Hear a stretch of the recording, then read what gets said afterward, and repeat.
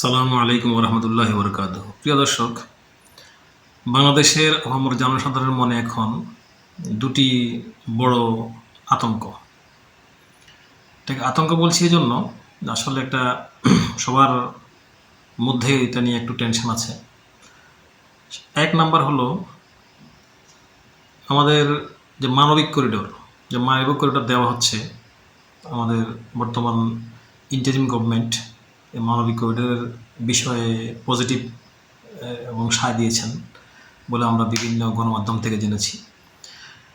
এটা একটা বিষয়। আর দ্বিতীয় বিষয় হচ্ছে চট্টগ্রাম বন্দর বিদেশিদের হাতে তুলে দেওয়া। আপনারা জানেন সম্প্রতি কিছু কিছু গণমাধ্যমে এটা নিয়ে যথেষ্ট খুব বড় আকারে নিউজ পর্যন্ত করেছে। এই দুটো বিষয়ে মানুষের মনে আসলে একটা চিন্তার রেখা টান দিয়েছে। তাই বাংলাদেশের বিষয়ে আসছি। প্রথমে আন্তর্জাতিক একটা বিষয় নিয়ে আপনাদের কাছে উপস্থাপন করছি। সে বিষয় হলো গত শুক্রবার রাত্রে ইসরায়েল আবারও উপর্যুপরি বোমা বর্ষণ করেছে ইয়েমেনের হুতি বাহিনীর উপরে। তো হুতিরা ঠিক পরবর্তী দিন তার জবাবে শনিবার দিনের বেলায় ইসরায়েলের যেটাকে প্রাণকেন্দ্র বলা হয় বা ইসরায়েলের কলিজা যে বেন গুরিয়ন বিমানবন্দর সেখানে খুব ভয়াবহ আঘাত হানে।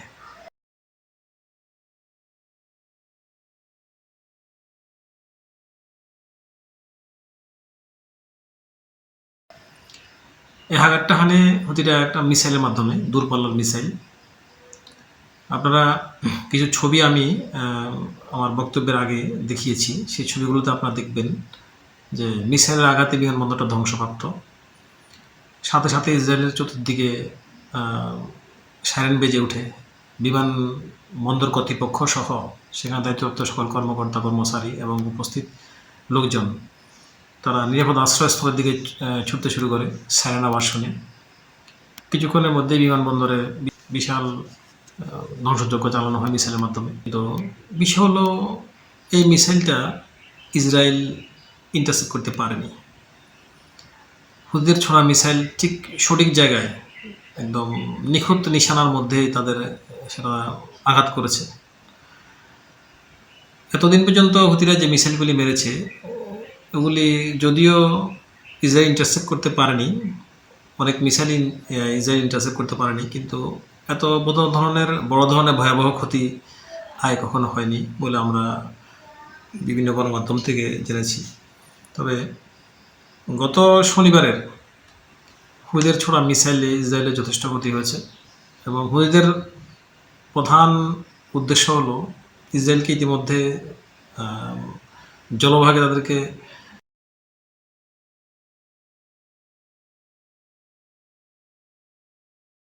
জলসীমার মধ্যে দিয়ে ইসরায়েলে তেমন কোনো পণ্য আনা নেওয়া হচ্ছে না।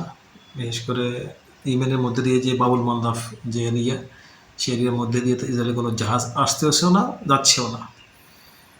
পাশাপাশি প্রায় স্থলভাগের মধ্যে দিয়ে ইসরায়েল প্রায় ক্লোজ।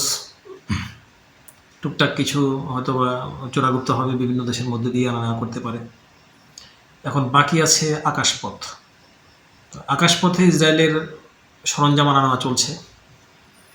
আপনারা জানেন যে আমেরিকা থেকে বিভিন্ন বিমানে ইসরায়েলে আসা যাওয়া করছে। আকাশপথের জন্য ইসরায়েলের সবচেয়ে গুরুত্বপূর্ণ বন্দর হলো বেন গুরিয়ন বিমানবন্দর।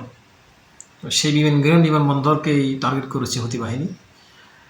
এই বিমানবন্দরকে যদি অচল করে দেওয়া যায়, ব্যবহার অনুপযোগী করে দেওয়া যায়, তাহলে ইসরায়েল আকাশপথেও আর তাদের যোগাযোগ রক্ষা করতে পারবে না।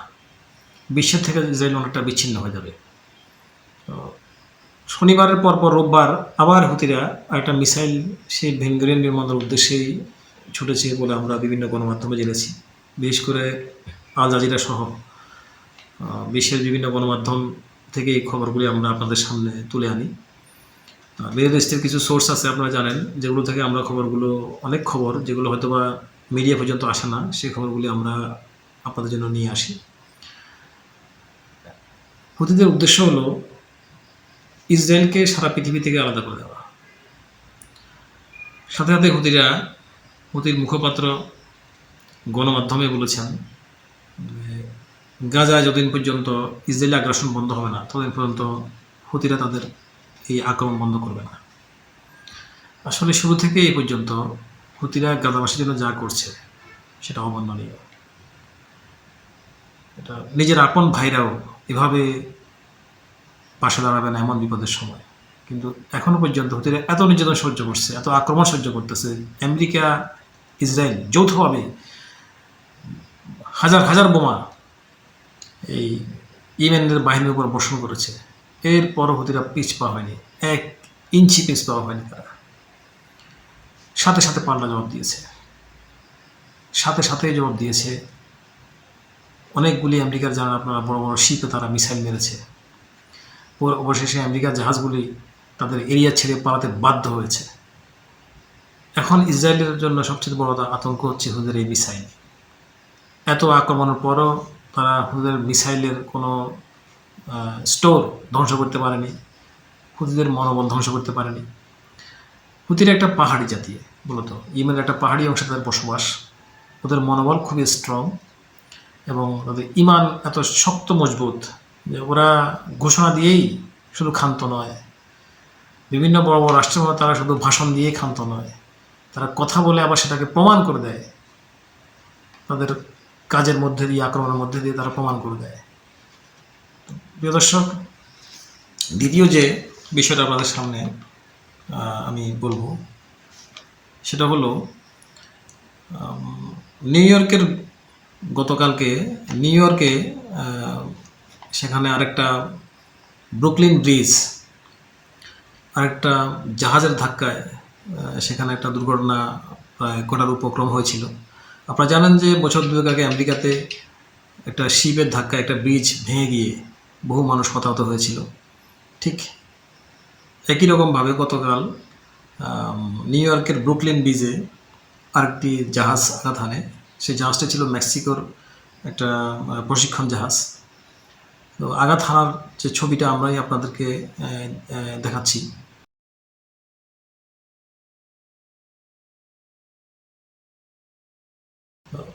এই ছবিতে আপনারা দেখেছেন যে 3 মাস্তুল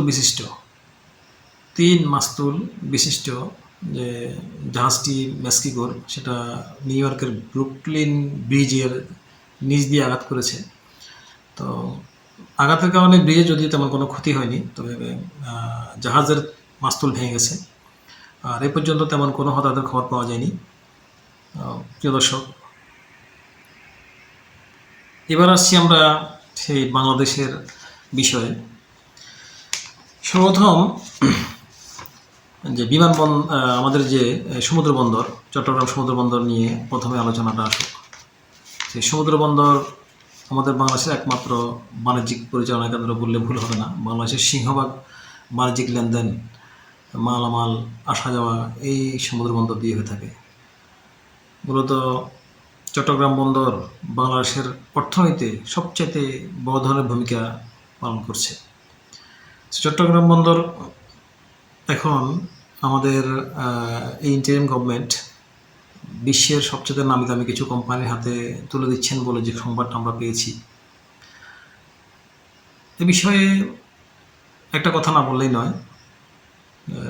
বিশ্বের বিভিন্ন দেশে অনেক বড় বড় কোম্পানিগুলো যারা বিশেষ করে সি পোর্ট মেকিংয়ে তারা নিয়োজিত থাকে, সমুদ্র বন্দর তারা তৈরিও করে, প্লাস এটা ম্যানেজমেন্টও করে। এই বন্দরগুলি ওরা এমনভাবে, এমন টেকনোলজিতে, এমন প্ল্যানিংয়ে করে যেখানে অনেক বড় ধরনের বাণিজ্য, বড় ধরনের ব্যবসায়িক কার্যক্রম এই বন্দর দিয়ে সহজে পরিচালনা করা যায়। আপনারা জানেন যে বন্দর পরিচালনা করা একটা কোনো ছোট্টখাট্ট বিষয় নয়, এটা অনেক একটা বিশাল বিষয়। এই বন্দর দিয়ে কোটি কোটি নয়, আমি বলবো হাজার কোটি টাকার পণ্য আসা যাওয়া করে, এটা আপনারা জানেন। বন্দরের এরিয়ায় আমাদের চট্টগ্রাম একটি মাত্র বন্দর। সে বন্দরে যখন পণ্য খালাস হয়, ট্রাকেরা যখন মালগুলি গোড়াও নিয়ে যায়, আপনারা জানেন যে চট্টগ্রামে জ্যাম লেগে থাকে। সেই জ্যামের ভুক্তভোগী আমরা সবাই। আসলে যদি সঠিক প্ল্যান থাকে, যদি সঠিক পরিকল্পনা করা হয়, তাহলে এই চট্টগ্রাম বন্দর কেন্দ্রিক বাংলাদেশের দৃশ্যপট চেঞ্জ হয়ে যেতে পারে। এরই ধারাবাহিকতায় বিশ্বের যে সমস্ত বড় বড় কোম্পানিগুলি এসব কাজে নিয়োজিত আছে, তো তার মধ্যে থেকে বেশ নামকরা কয়েকটা কোম্পানিকে চট্টগ্রাম বন্দরের দায়িত্ব দেওয়া হয়েছে এই বন্দরটা পুনর্নির্মাণ করার জন্য, এবং এই বন্দরে যাতে পরিপূর্ণভাবে ব্যবহার করা যায়, সম্পূর্ণ অংশটা যাতে একদম ব্যবহারের মধ্যে আসে।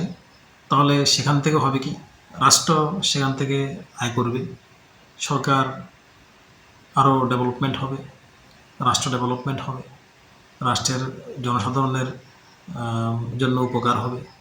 আমাদের সর্বোপরি আমাদের রাষ্ট্রীয় যে আয়, সে আয়ের বর্তমান অবস্থা থেকে সেটা অনেক ঊর্ধ্বে উঠবে।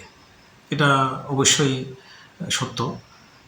বিষয়টা আমি এভাবে বলি, ধরুন আপনার একটা জমি আছে, যে জমিটি হয়তো বা চাষাবাদ করার জন্য আপনার কোনো ওয়েল প্ল্যান নেই, বা ও ধরনের কোনো সরঞ্জাম নেই, টেকনোলজি নেই, যন্ত্রপাতি নেই।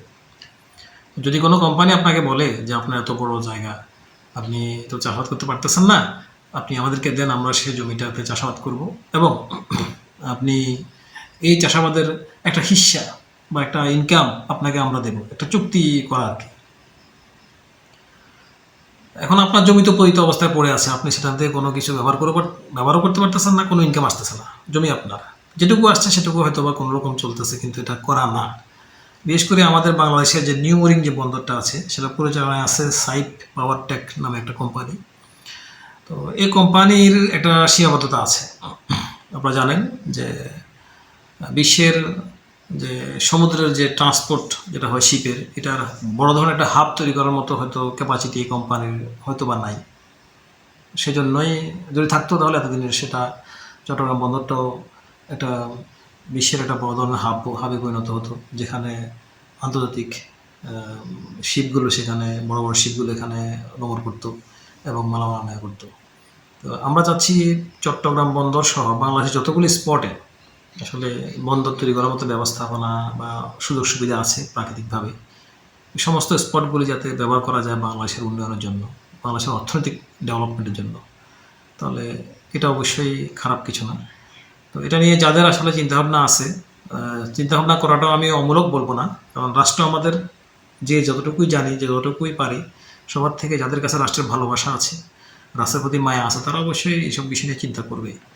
এটা যদি ওনারা যদি সঠিকভাবে না বুঝে, সঠিকভাবে তথ্যটা না পায়, তাদের কাছে যদি সঠিকভাবে ব্যাখ্যা না দেওয়া হয়, তারা অবশ্যই টেনশন করবে। আমি বলবো যারা কর্তৃপক্ষ আছেন, সরকার এবং দায়িত্বশীল যারা আছেন, তারা মিডিয়ার মাধ্যমে হোক, যেভাবে হোক, মানুষকে সেটা ব্যাখ্যা করে বুঝিয়ে মানুষের এই ভুল ধারণাটা ক্লিয়ার করা। নয়তো মানুষ না বুঝে সেটা নিয়ে মানুষের মধ্যে হয়তো বা কোনো প্রতিবাদ তৈরি হতে পারে, বা মানুষ না বুঝে প্রতিবাদ করে ফেলতে পারে। তো এই জন্য যে বিষয়গুলো আসার জন্য সব দিক দিয়ে কল্যাণকর, এগুলো কর্তৃপক্ষ দায়িত্বশীলরা উচিত, সরকারের উচিত মানুষের কাছে ক্লিয়ারলি ব্যাখ্যা করা, গণমাধ্যমের সাথে সেটা সবার কাছে ফলো করে প্রচার করা। দ্বিতীয় যে বিষয়টি, সেটা হচ্ছে আপনারা জানেন যে মানবিক করিডোর। বিশ্বের যে সমস্ত দেশে মানবিক করিডোর দেওয়া হয়েছে ইতিমধ্যেই, আপনারা জেনেছেন, বিশেষ করে তুরস্ক সহ বিভিন্ন দেশগুলিতে এই মানবিক করিডোরগুলো কতটুকু রাষ্ট্রের জন্য উপকারে এসেছে, কতটুকু রাষ্ট্রের জন্য মানবিক হয়েছে, আর কতটুকু রাষ্ট্রের জন্য ক্ষতি হয়েছে, সেটা আপনারা অবশ্যই কয়েকটা এক্সাম্পল থেকে দেখতে পারেন। বিশেষ করে আপনারা যদি গুগল সার্চ দেন, সেখানেও বের হয়ে যাবে, সেখানেও পাবেন। আর বাংলাদেশের যে মানবিক করিডোর, এখানে একটা কথা আমি একটু পিছন থেকে বলি। বার্মা বা মায়ানমারের যে বর্তমান অবস্থান, মায়ানমার পুরো এরিয়াটা বার্মার সরকার, সামরিক সরকার বা জান্তা সরকার যাকে বলা হয়, তার নিয়ন্ত্রণে নেই।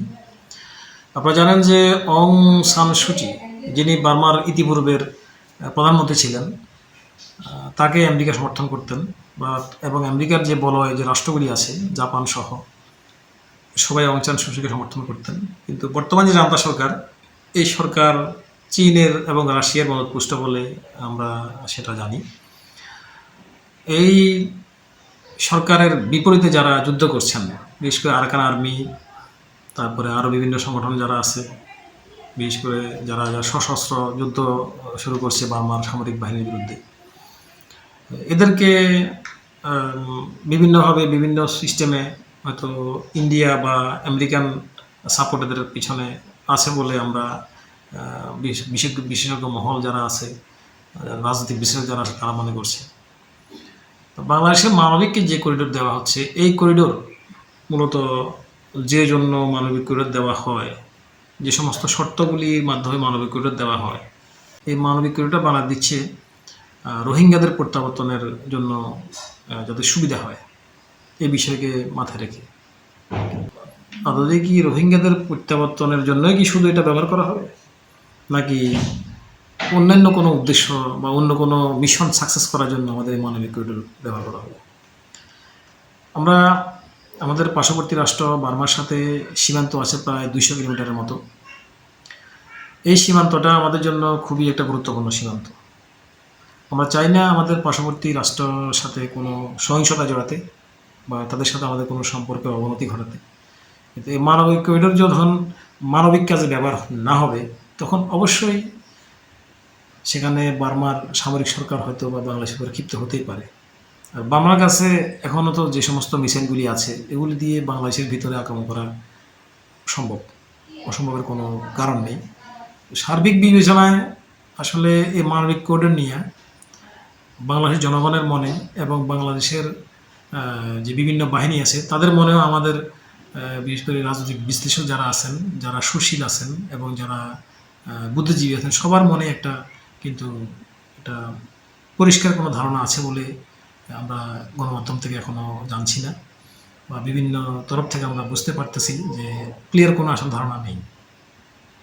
এ ব্যাপারেও যদি সরকার তাদের অবস্থান পরিষ্কার না করে, আপনারা শুনেছেন গত কয়েকদিন আগে আমাদের এনসিপির যে লিডার আছেন হাসান আবদুল্লাহ, তিনিও স্পষ্ট ভাষায় বলেছেন যে সরকারের উচিত জনগণের সামনে ক্লিয়ার করা যে আমাদের বিশেষ করে মানবিক করিডোর নিয়ে যে সমস্ত কথাগুলো উঠে আসছে, এগুলো সরকারের উচিত জনগণের সামনে ক্লিয়ার করা, এবং ওনাদের উচিত যে জনগণের অনুমতি নিয়ে, জনগণের সাপোর্ট নিয়ে, জনগণের পারমিশন নিয়ে তারপরে মানবিক করিডোর দেওয়ার জন্য সরকারের পদক্ষেপ নেওয়া। তো প্রিয় দর্শক, আপনারা আরও বিষয়গুলো যদি এই সমস্ত বিষয়ে নতুন কোনো তথ্য আমরা পাই, সাথে সাথে আপনাদেরকে জানার চেষ্টা করব। আপনারা আমাদের সঙ্গে থাকবেন। আসসালামু আলাইকুম ওয়া রাহমাতুল্লাহি ওয়া বারাকাতুহু।